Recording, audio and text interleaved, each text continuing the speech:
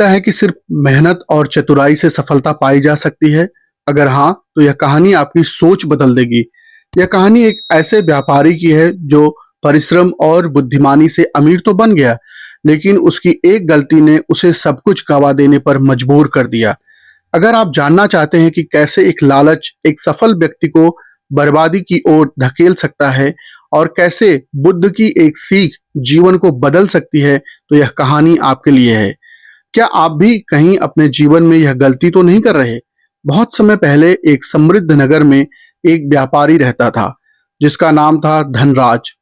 वह अपनी परिश्रम, ईमानदारी और व्यापारिक कुशलता के कारण नगर का सबसे धनी व्यक्ति बन गया। लेकिन जैसे-जैसे समय बीतता गया, उसकी महत्वाकांक्षाएं बढ़ती गईं। धीरे-धीरे उसके भीतर लालच घर कर गया।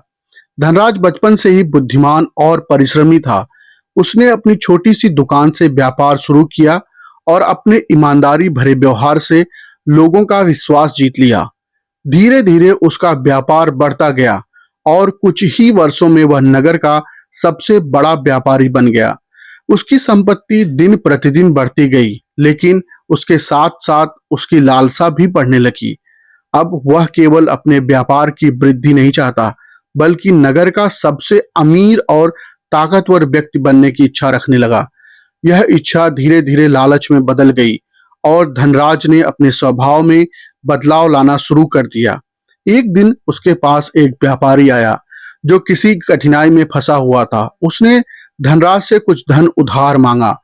पहले धनराज सभी की मदद करता था, लेकिन अब वह केवल अपना लाभ देखता था। उसने अत्यधिक ब्याज पर पैसे उधार दिए और कर्ज न चुकाने की स्थिति में उस व्यापारी की सारी संपत्ति हड़पने की योजना बना ली। यही नहीं, उसने अपने कर्मचारियों से अधिक काम करवाना शुरू कर दिया, लेकिन उनकी मजदूरी घटा दी। लोग उससे नाराज होने लगे, लेकिन धनराज को केवल अपने लाभ की चिंता थी। उसे लगा कि वह जितना अधिक धन इकट्ठा करेगा, उतना ही शक्तिशाली बनेगा। अब धनराज ने अपने व्यापार को और बढ़ाने के लिए ईमानदारी को छोड़कर बेईमानी और धोखाधड़ी का सहारा लेना शुरू कर दिया। वह सत्ता सामान खरीदकर ऊंचे दामों पर बेचने लगा और ग्राहकों को घटिया वस्तुएं देने लगा। धीरे धीरे उसके प्रति लोगों का विश्वास कम होने लगा। नगर के अन्य व्यापारी भी उससे व्यवहार से बहुत नाराज थे। पहले के जो लोग उसे सम्मान देते थे, अब वे उसकी आलोचना और बुराई करने लगे। लेकिन धनराज पर इन बातों का कोई असर ही नहीं हो रहा था। वह तो केवल अपने धन को और बढ़ता हुआ देखना चाहता था। एक दिन नगर में एक बड़ा संकट आ गया। एक भयंकर सूखा पड़ा और लोग अन्न और पानी के लिए संघर्ष करने लगे। नगर के सभी धनी व्यक्तियों ने मिलकर जरूरतमंदों की सहायता करने का निर्णय लिया। लेकिन धनराज ने अपने गोदामों में रखा अनाज महंगे दामों पर बेचने की ठानी।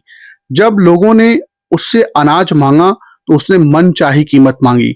कई गरीब लोग भूखे से मरने लगे और नगर के लोगों ने उसके खिलाफ विरोध शुरू कर दिया। क्रोध में आकर भीड़ ने उसके गोदामों पर धावा बोल दिया और सारा अनाज लूट लिया। अब धनराज की हालत खराब होने लगी। लोगों ने उससे मुंह मोड़ लिया।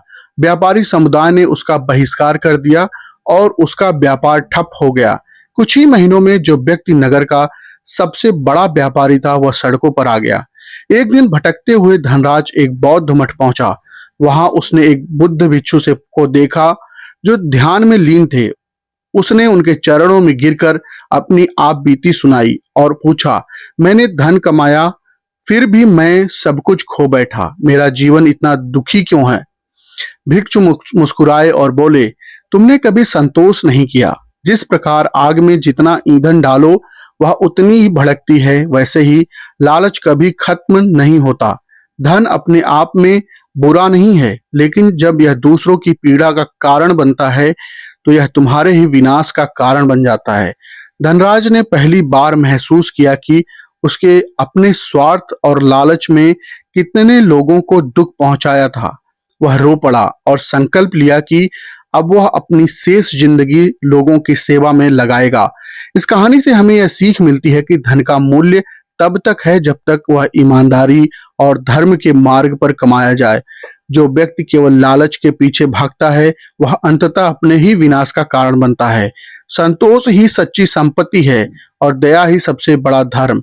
यदि आपको यह कहानी पसंद आई तो वीडियो को लाइक करें, अपने विचार कमेंट में साझा करें और चैनल को सब्सक्राइब करें ताकि हम ऐसी और भी प्रेरणादायक कहानियां ला सकें। नमो बुद्धाय।